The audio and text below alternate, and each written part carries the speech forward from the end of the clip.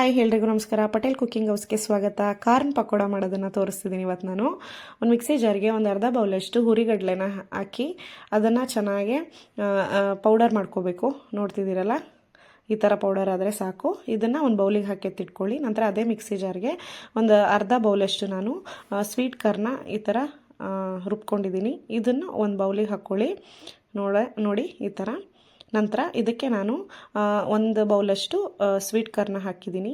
ಇದು ಬೇಯಿಸ್ಕೊಂಡಿಲ್ಲ, ಹಸಿದನ್ನೇ.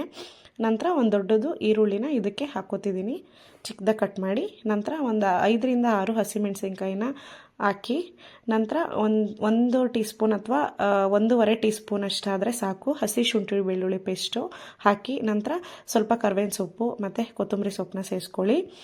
ನಂತರ ಇದಕ್ಕೆ ನಾನು ಉರಿಗಡಲೆ ಪೌಡರ್ ಇತ್ತಲ್ಲ, ಅದು ಅರ್ಧ ಬೌಲಷ್ಟಾದರೆ ಸಾಕು, ಅದನ್ನು ಹಾಕಿದ್ದೀನಿ. ನಂತರ ಒಂದು 3 ಟೀ ಸ್ಪೂನಷ್ಟು ಅಕ್ಕಿ ಹಿಟ್ಟು, 3 ಟೀ ಸ್ಪೂನಷ್ಟು ಕಾರ್ನ್ ಫ್ಲೋರ್ ಹಿಟ್ಟನ್ನು ಹಾಕಿದ್ದೀನಿ. ನಂತರ 1 ಟೀ ಸ್ಪೂನಷ್ಟು ಜೀರಿಗೆ, 1 ಟೀ ಸ್ಪೂನಷ್ಟು ನಾನಿಲ್ಲಿ ಓಂಕಾಳನ್ನ ಸೇರಿಸ್ಕೊಂಡಿದ್ದೀನಿ. ನೋಡ್ತಿದ್ದೀರಲ್ಲ.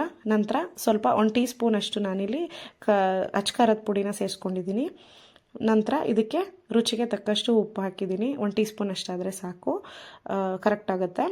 ನಂತರ ಇದು ಕಾಳು ಫ್ರಿಜ್ಜಲ್ಲಿ ಇಟ್ಟಿರೋದ್ರಿಂದ ಸ್ವೀಟ್ ಕಾರ್ನು ಸ್ವಲ್ಪ ಹಸಿ ಇತ್ತು, ಹಾಗಾಗಿ ಫಸ್ಟು ಒಂದ್ಸಲ ನೀಟಾಗೆ ಡ್ರೈಯಾಗೆ ಮಿಕ್ಸ್ ಮಾಡಿಕೊಂಡು ಇಷ್ಟೇ ಸಾಕು. ನೀರು ಇಲ್ಲಿ ಹಾಕಿದ್ದೀನಲ್ಲ, ಸ್ವಲ್ಪ ನೀರು ಹಾಕಿದ್ರೇ ಸಾಕು. ಹಿಟ್ಟೆಲ್ಲ ಕವರ್ ಆಗುತ್ತೆ ನೀಟಾಗೆ ಕಾರ್ನ್ಗೆ. ನೋಡಿ, ಸ್ವಲ್ಪ ಗಟ್ಟಿಗೆ ಇರಬೇಕಿದು. ನೋಡ್ತಿದ್ದೀರಲ್ಲ, ಇಷ್ಟಿದ್ರೆ ಸಾಕು. ನಂತರ ಒಂದು ಪ್ಯಾನ್ನ ಕಾಯೋಕ್ಕಿಟ್ಬಿಟ್ಟು ಅದಕ್ಕೆ ನಾನು ಸ್ವಲ್ಪ ಎಣ್ಣೆ ಹಾಕಿದ್ದೀನಿ ಕರಿಯೋದಕ್ಕೆ. ಎಣ್ಣೆ ಕಾದಿದ ನಂತರ ನೋಡಿ, ಈ ಥರ ಸ್ವೀಟ್ ಕಾರ್ನ್ ಮಿಕ್ಸ್ ಇತ್ತಲ್ಲ, ಅದನ್ನು ಪಕೋಡ ಥರ ಈ ಥರ ಹಾಕಿ ಸ್ವಲ್ಪನೇ ನೋಡಿ, ಸಿಡಿಯುತ್ತೆ, ಹುಷಾರಾಗಿ ಹಾಕಿ.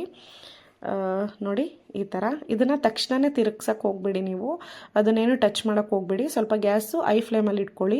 ಅದು ನೀವೇನಾದರೂ ತಿರುಗ್ಸೋಕೆ ಹೋದ್ರಿ ಅಂದರೆ ಕಾರ್ನೆಲ್ಲ ಫುಲ್ಲು ಹಿಟ್ಟಿನ ಜೊತೆ ಬಿಚ್ಕೊಂಡು ಹರಡ್ಕೊಂಡ್ಬಿಡುತ್ತೆ ಎಣ್ಣೆ ತುಂಬ. ಹಾಗಾಗಿ ಒಂದು 2 ನಿಮಿಷ ಆದ ನಂತರನೇ ನೀವು ಇದನ್ನು ಚೆನ್ನಾಗಿ ನೀಟಾಗಿ 2 ಕಡೆನೂ ಫ್ರೈ ಮಾಡ್ಕೋಬೇಕು.